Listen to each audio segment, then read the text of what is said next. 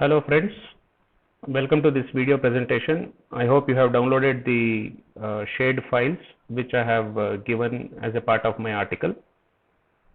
So after downloading the shared file into your computer, I recommend you to extract it. So once you extract, you will get these 4 projects, and under each project you will have a Keil Microvision project along with its circuit. Okay, so as mentioned in the article, these 4 projects will demonstrate the method of converting a conventional pole loop keypad into a interrupt driven keypad. So let us take one by one. So let me open the first project, which is a pole loop keypad driver for AT89S52. So we need Keil Microvision 5 that needs to be installed into the workstation, that is into your computer.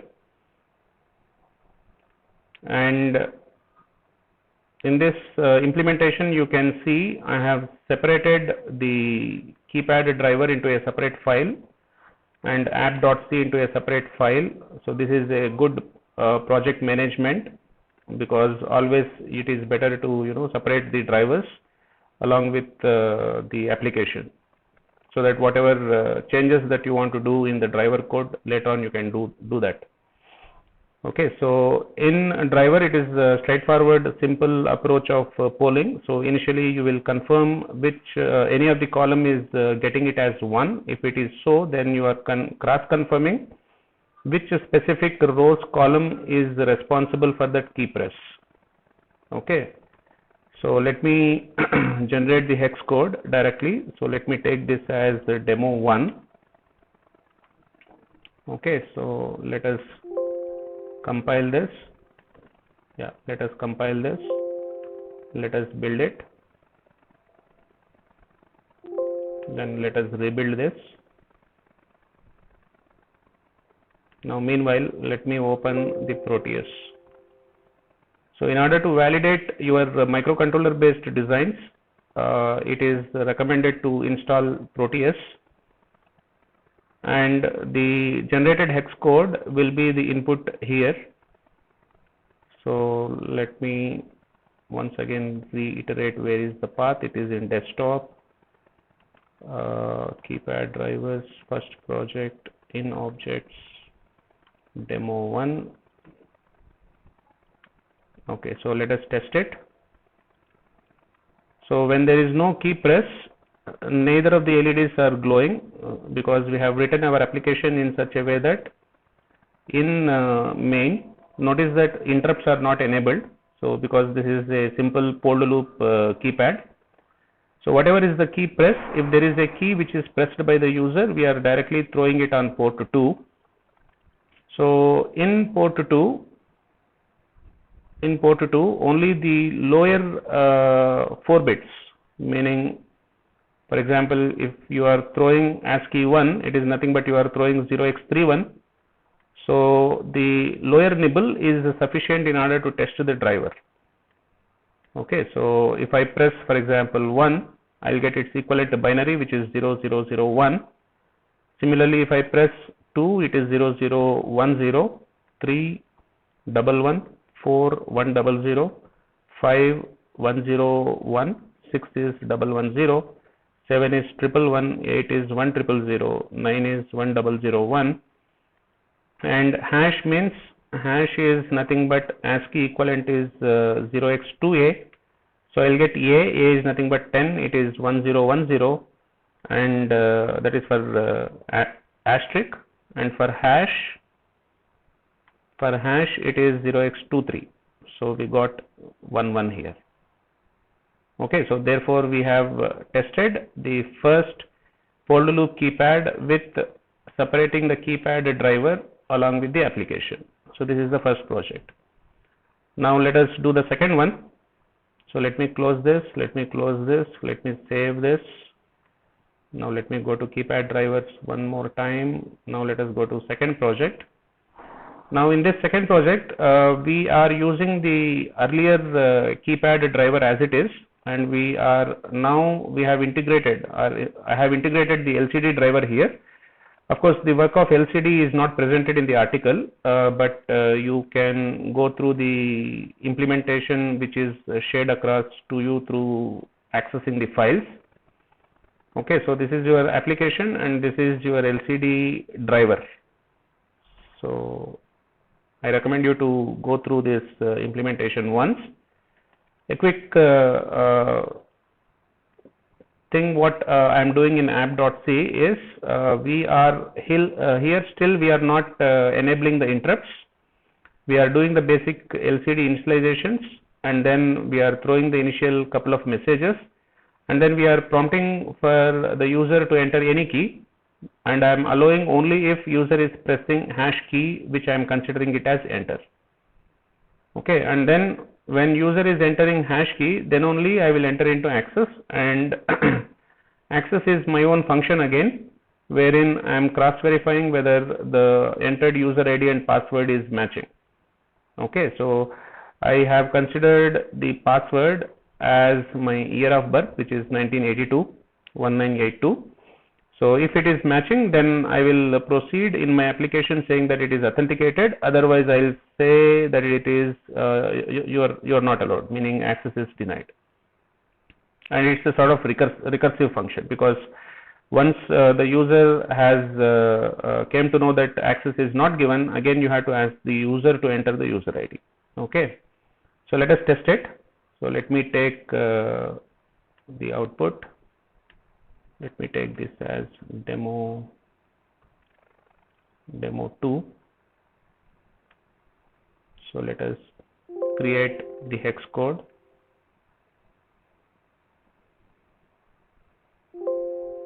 Yeah, let us rebuild this. Meanwhile, let me open the circuit with the polled mode, which polled mode of keypad with 8-bit data LCD, parallel LCD, which is connected to port 0. Okay, so let me check whether this guy has generated. Yeah, demo2.hex got generated. So let us load that. So let me load, where is that? It is in project 2 now. Project 2, object, demo 2, click OK, then click running. So you will get initial couple of messages. Then whatever user is entering, you have written in such a way that you are ignoring it. Okay, so only when user is entering hash, then only you are entering into access. So I am entering hash, so it is asking the user ID. So let me enter 1478, any user ID. Okay, it took 1447. So let me enter the password. So deliberately I have entered the wrong password. So let me enter again the user ID, which is maybe 1599, password 1982, authenticated. Okay, so from here onwards, your application which is commented at line number 36, you can further proceed with the specific requirement of whatever application that you are planning to develop. Okay, so this is the second project. Now let us take the third one, wherein we will convert this polled loop keypad driver into interrupt driven. Okay, so let me save this. Yes. Now let me go back. Now keypad with LEDs with ISRs. Now let me open this project first.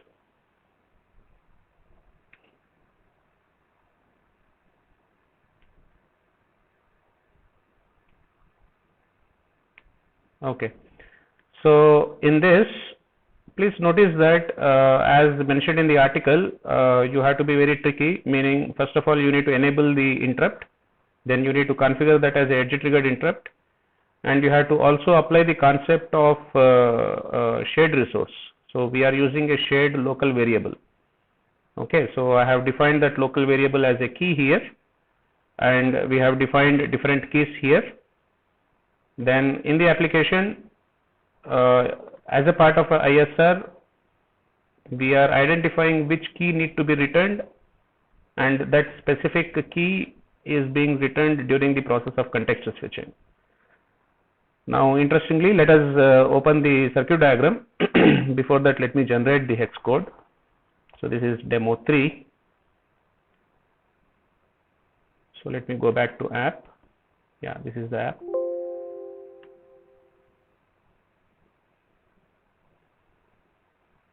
Yeah, demo 3 got generated. Let me rebuild for generating the hardware executable code. Now let me open the Proteus circuit.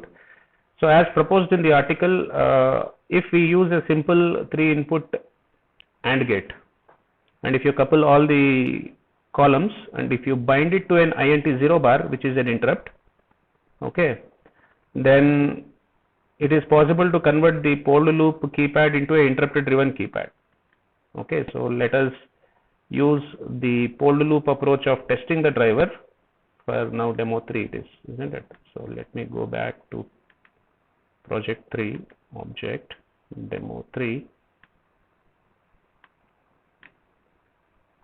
So I have used one extra LED in order to cross verify whether I'm entering into an interrupt ISR, because if you see the implementation, I have deliberately I'm deliberately toggling the LED which is connected to ISR LED, which is nothing but P1.7. So P1.7, I have connected an LED which will be toggling whenever I am getting an interrupt here. Okay. So if I press 1, so I'll get 0001. If I press 2, I'll get 0010. If I press 3, similarly 4, 5, 6, 7, 8, 9, hash, which is nothing but A, you will get A, 0 is 0, and this is last 4 digits will be 0011. Okay. So interesting points here are we are not calling the function. Please notice that we are not calling this key scan function. So as a result, application can do some meaningful stuff such as networking or other sensory based data buffering.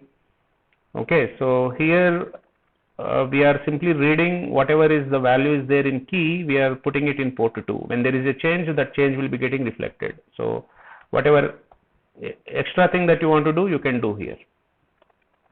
So that's the catch here. Now let me move a little ahead, which is the last project wherein I will demonstrate how to integrate this interrupt driven keypad for user interface. So let me save this. Let me close this. Let me save this as well. Let me go back to project 4 and let me open this. So I am going to present now the same user authentication module for the low-end AT89S52 microcontroller with interrupt now. So as a result, there is no need of porting the real-time operating system as mentioned in the article. Okay. So as you can see, this is the ISR, and you have a LCD driver extra code. Then you also have to make ensure that enable the interrupts got enabled. That is here. Interrupts got enabled, which is IE. Then you have configured that as a edge triggered interrupt. That is very important. And then we are proceeding as same as the earlier example. So let us that is the pulled loop. Okay, so let me take demo 4, the hex code as demo 4 to generate.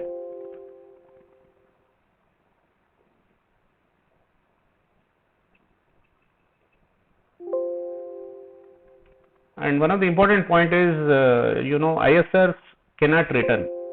So that is the reason why you need to use a shared resource concept of the variable. Okay, so let me also now open the circuit, which is the last circuit for user authentication with keypad been binded to an interrupt. Okay, so now let me load this with demo 3. Let us test it.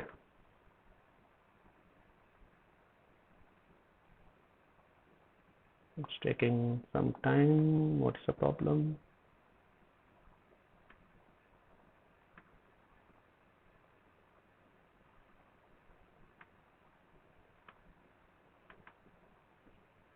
One minute. Oh, I think I have to load the project 4, right? Project 4. Yeah. Earlier case I have loaded the previous project. Fine. So let me enter the hash asking for the user ID. So let me enter the 4 digits user ID. Let me deliberately enter a wrong password. Access is denied. Fair enough. Now let me enter again the user ID. Let me enter any user ID. Let me enter the password as 1982 authenticated. Okay. Okay, friends. Thanks for watching.